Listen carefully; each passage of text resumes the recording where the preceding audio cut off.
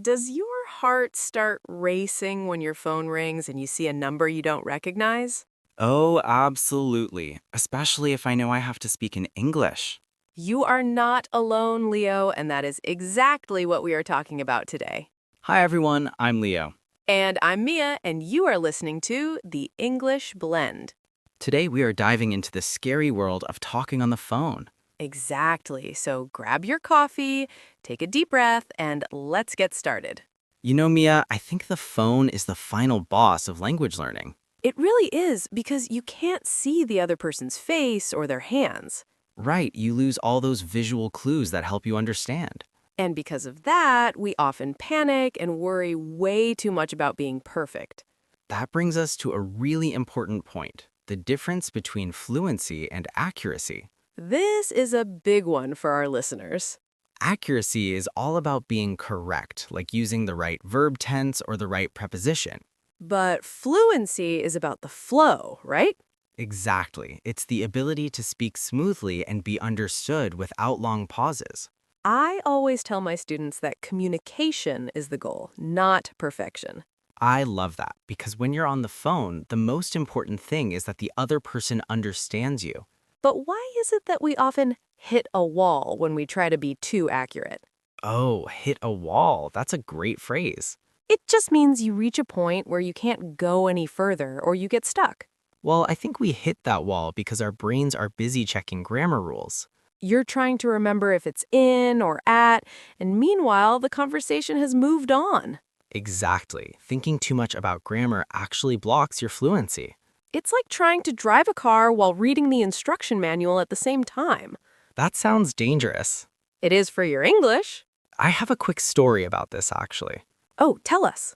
A few years ago, I had to call a hotel in London to change my reservation. That sounds stressful. I was so worried about using the perfect present perfect tense. Did you practice your sentences before calling? I did. I wrote them all down. And what happened? The person answered the phone so fast and asked me a question I didn't expect. Oh no, the script went out the window.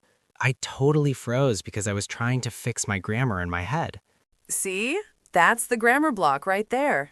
Eventually, I just said, "Sorry, reservation change, please." And you know what? They understood you? Perfectly. I didn't need the perfect grammar to get my point across. Get your point across. That's our second big phrase for today. It just means to make someone understand your idea. And even if your English isn't perfect, you can still get your point across. It's definitely not the end of the world if you make a mistake. That's our third one. Not the end of the world means it's not a big disaster. So, Mia, how can our listeners actually get better at this?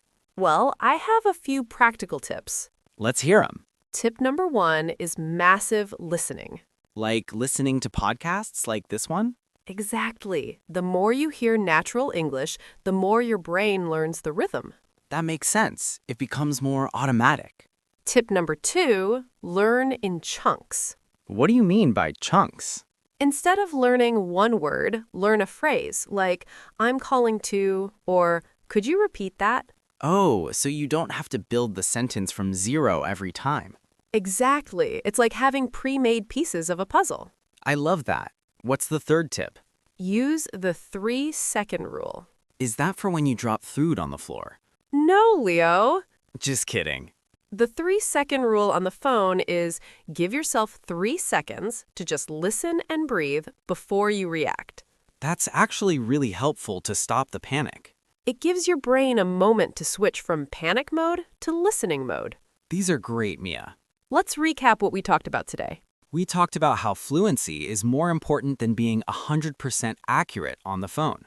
We learned that grammar can sometimes block our flow.